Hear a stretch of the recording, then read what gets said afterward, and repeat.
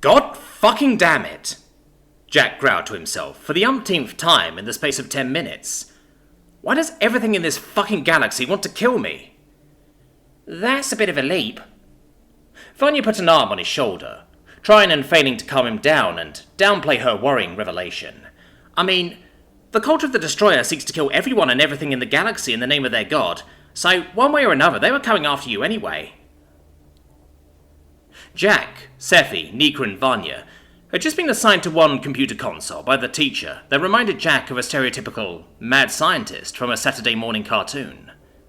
Highly enthusiastic, but prone to go on crazy tangents that the human had no way of understanding, though she was aware that Jack was both new to the school and an outsider, so instructed him to primarily observe the others as they worked, giving him a cheat sheet of the various basic functions he would need to know to operate a school console. Though Sephi quickly told him not to bother, as the consoles were very old tech that was never seen outside of the school due to an exclusivity contract when it was first established. Who the fuck would sign up to a cult that wants to basically end existence? Jack ranted. Couldn't the fucking edgelords of the galaxy come up with something less grim at least? I'm guessing this means I'm next on their to destroy list. Not necessarily, Vanya mused. I've been following the Skinsaw Slashers' antics for a while now, and they've never announced a target like that. Usually it's a bunch of nonsensical things about how the Destroyer will wipe out all realities, but some others depict events yet to happen. It's why there's rumours about the Skinsaw Slasher being a prophet of catastrophe. Or it just means that's how the cult is going to cause havoc next, Nika snorted. It's how they've been thwarted in the past when Inquisitors work out what the messages mean, and lead squads to the red zone. You'd think if they could actually predict stuff, they'd see the killer clown coming, but nothing predicted that. Jack raised his eyebrows at Vanya. You follow the cult's antics? No, Vanya laughed. Just the Skinsaw Slasher, so I can report on it. The cult itself is mostly made up of some posters here at school, and a bunch of lunatics that occasionally gather to do crazy shit unless they're put down, which usually happens in the cities. The Slasher, on the other hand, at least they're unique and interesting. Jack's eyebrows went even higher, as he allowed a slight smile. Oh, come on! Vanya playfully rolled her eyes. Yes, I know it's unfortunate for the victims, and the sooner the killer is stopped, the better. But there are so many questions. Who are they? How do they select a victim? What set them on this path? And why the scary murals? Jack finally nodded his head in understanding. Yeah, I know what you mean. Back where I came from, some of the most popular TV shows we watched involved killers and murders. But I guess it feels a little differently when you're directly involved somehow, Sephi concluded, having finished reading the instructions on the console screen in front of her. I suppose you're right, Vanya concluded with a sigh, but I'm not messing around when I say the cult isn't a huge threat here. Most cells and individuals aren't exactly subtle, and sooner seek their own destruction as much as that of others. There are a few exceptions, obviously, but even then most of those smart ones keep away from the cities, especially with such a massive church presence. Well, either way, Jack replied with a nervous sigh, they have added themselves to the pot of shit I've got hanging over me right now. We'll take down whatever comes, Nika grinned, trying to reinstall the group's confidence. We faced worse. Yeah, Sephi agreed. They come for us, we'll kick their asses. Alright, Jack sighed again. He was still alive for now at least, and it was true that he had been a huge threat to anyone and anything they had fought. You are a Death Warder, remember? He thought to himself. Act like it. So, I don't know the first thing about what this is. Jack pointed at the console, changing the subject. Computers here are completely different from back home. I'm not surprised, Sephi admitted with a sigh. There's no one defining computer system that's standard among the galaxy, which makes it a pain in the ass for even me at times. Honestly, most of the modern stuff is, at its core, number-based software with mental cyberware integration, since those are two things that are more of a constant. So, that means you can basically hook yourself in and play around on different types of systems, even if they're old or not widely used? Jack asked, trying to follow along. In basic terms, yes, Sephi nodded excitedly. The more you do it, the more you know what to look for. But that's the advanced stuff. Come here. She patted the centre of the table where some kind of control pad was, as Jack swallowed his pride and shunted his seat over too. You've been working with the comlink I gave you, and I know you can kinda use it, Sephi grinned. This setup is a little similar. On detecting a new user, it's going to show a bunch of buttons that you can press. All you need to do to calibrate yourself to the system is to select only what you can perceive. Okay, Jack replied unsurely, as a bunch of selections showed up, but curiously he couldn't see any symbols on most of the buttons whatsoever. Trippy as hell, right? Nika grinned on seeing Jack's WTF expression. Memetic translators are dead useful, but since this is an old machine, it needs to eliminate the stuff you don't need first.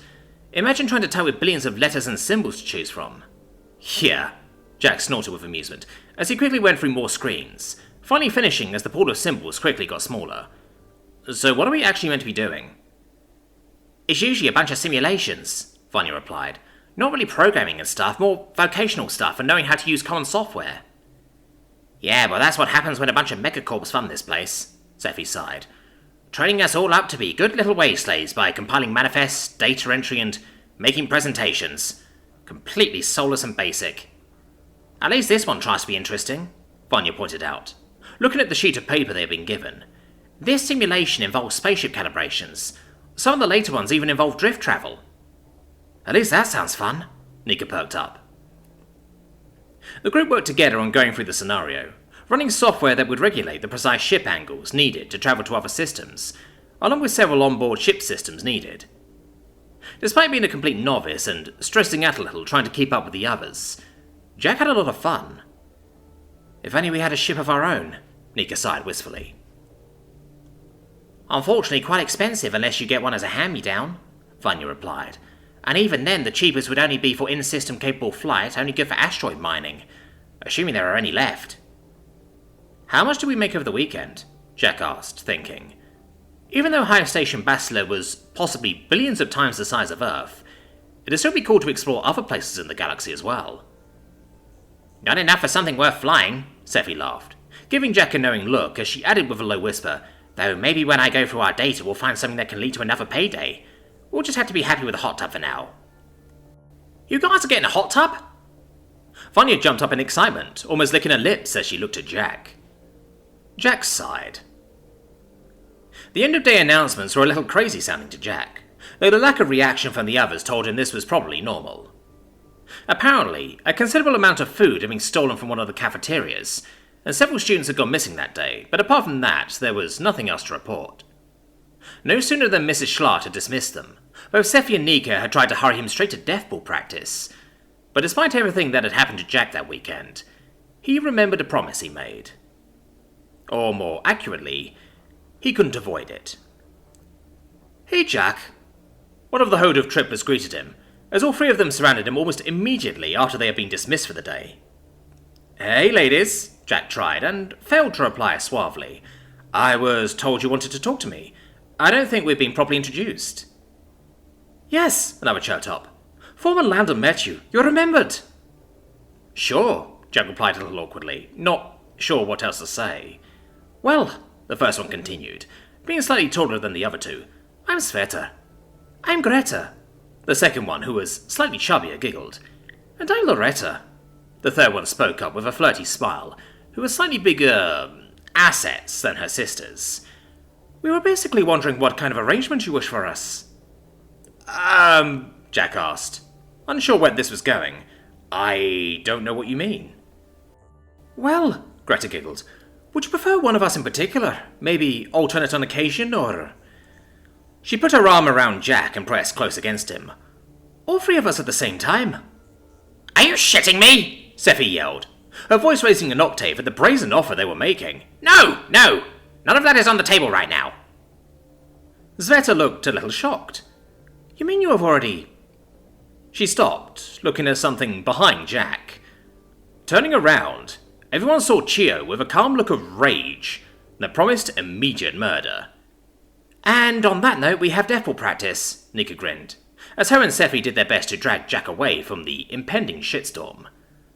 We have a party happening on the weekend, Loretta called after them. Everyone's invited. Sounds good. Speak to Alora about it, Sephi called back, as they hurriedly exited. Hodov and their damn mating rights, Nika chuckled to herself. I mean, Luvia already tried, so someone else was going to be bold enough to ask at some point. I really haven't seen much of Luvia today, Jack noted. She's around. Gio said she has a few Mystic-related classes today, so your schedules aren't really going to cross that much, Sephi grinned. Though she did ask about you. Great, Jack deadpanned. So what kind of Deathball training are we even doing? Val is the team captain, so I guess it'll be getting you acquainted with the rest of the team, teaching you the fundamental principles and going through some drills, Nika explained. So we'll wait and see. We have a game at the end of this week, I think, so there should be plenty of time. I overheard Val saying he'll probably be having the rest of us try to get past you, Jack, Seffi grinned. Intensive training for you and for us. No pressure, right? Jack smiled. Now that he was here, he was no longer anxious with anticipation. This was hopefully going to be fun. Alright guys, we might have a new charger on the team, so be nice and don't scare him off before he agrees to join us officially. Val grinned, as everyone met up in the centre of the smaller sports hall they had rented from the school council. Jack couldn't help but notice that everyone had changed and gotten ready much quicker this time, compared to the official physical classes they had. Either the team was really looking forward to practice, or everyone really hated the classes. Jack suspected the latter. So, I think most of you either know Jack directly or have at least seen him, Val continued. But for those that don't, he's a new student in Astara House, and he's the one that kicked several of our asses last week alongside Nika, and who almost murdered Isadora Malkar and a bunch of her prefects this morning for no particular reason. So naturally I invited him to join us after a few of you agreed with me that he'd be a good fit. He gave Jack a quick smirk to show he was only messing around. So, in the spirit of making sure we're all acquainted, you're all going to introduce yourselves to Jack and tell him what your role in the team is, what you do as part of that role, and explain what that means to someone who's never played or heard of Deathball before. Really, Val? A fucking icebreaker? Nika sighed. We interning for Ego Core now? I couldn't think of anything better, Val snorted. At least you don't have to make it cringe and include 2 truths and a lie. But since you want to complain, you can go first. Oh, fine. Nika rolled her eyes before giving Jack an exaggerated smile, as she sarcastically began. Hi there, Jack. I don't know if you remember who I am, but I'm Nika. I'm a charger just like you might be with sufficient bribery. It's my job to get one of the balls into the scoring zone and win us points. I do this by getting past everyone trying to stop me, and defeating the keeper since I'm pretty good at evading and kicking ass. Pluderoo, you're next. Val pointed to the Plouf. Well, Jack, I'm the team's keeper and I protect the goal to the best of my ability. Since I don't need to move so much, I can fully extend my tentacles to swat away the opposing charges.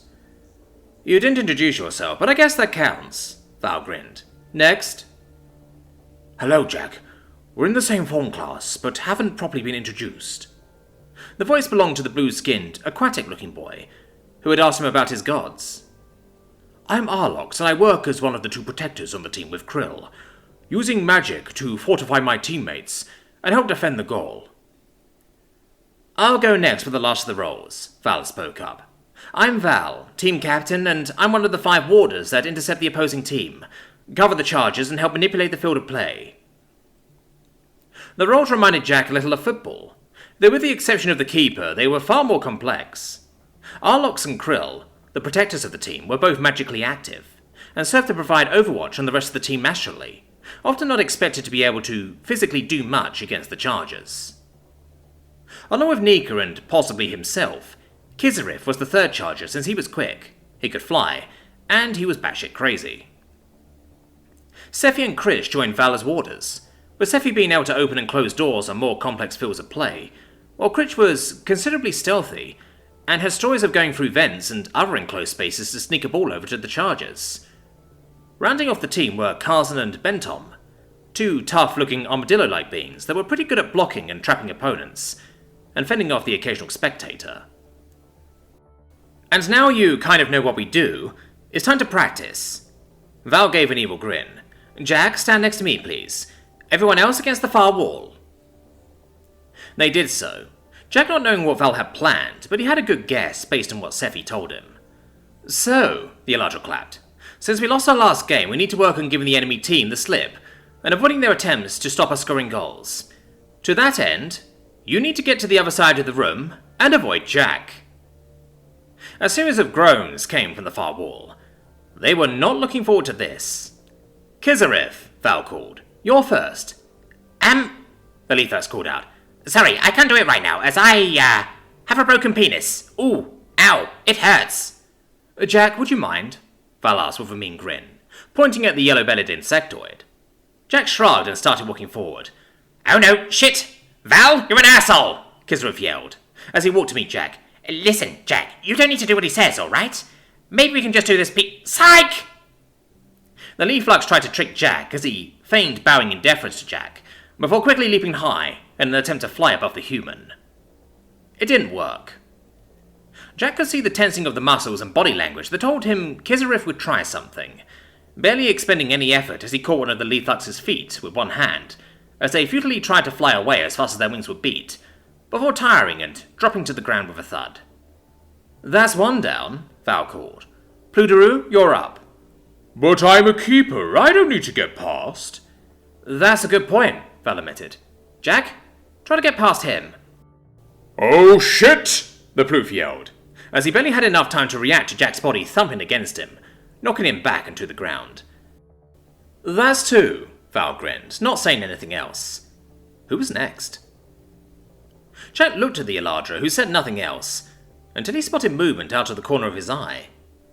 Critch had taken advantage of Pluderoo's misfortune, and had quietly started sneaking forward, which turned into a full-on sprint as Jack rushed to catch up, tagging the sneaky Lister not far from the opposing wall. Good try, Jack admitted, as the Lister sat down, slapping the ground in defeat.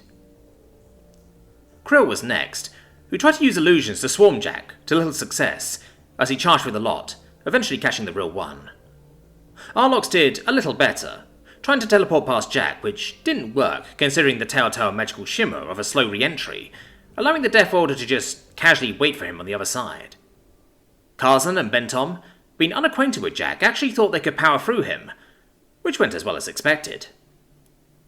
Finally, they were left with Nika and Sephi, who seemed to whisper to each other, before running together slowly towards Jack, before splitting off in either direction, leading Jack to quickly pick one to chase, going for Sephi, who he didn't want to fly away.